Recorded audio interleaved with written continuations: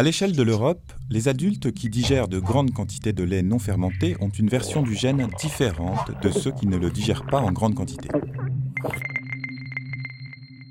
3 versions différentes du gène peuvent être trouvées chez les lactotolérants, en Europe, en Afrique de l'Est et au Moyen-Orient.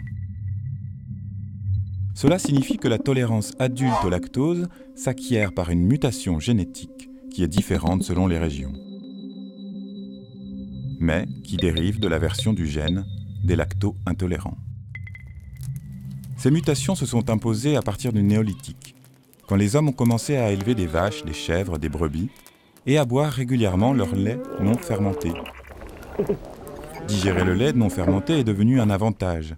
Les individus qui portaient une mutation génétique permettant la digestion du lait non fermenté à l'âge adulte ont accru leurs chances de survie, de se reproduire et de transmettre cette mutation à leur descendance.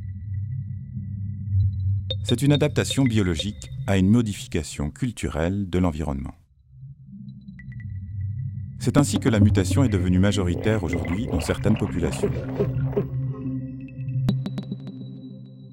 On constate également que certaines populations d'éleveurs ne sont pourtant pas tolérantes au lait non fermenté. Elles consomment en réalité peu de lait non fermenté, mais plutôt des fromages, yaourts, beurre. Les bactéries qui transforment le lait non fermenté en produit laitier digèrent le lactose à notre place. Vous pouvez donc être intolérant au lait non fermenté tout en mangeant des produits laitiers et en buvant un peu de lait.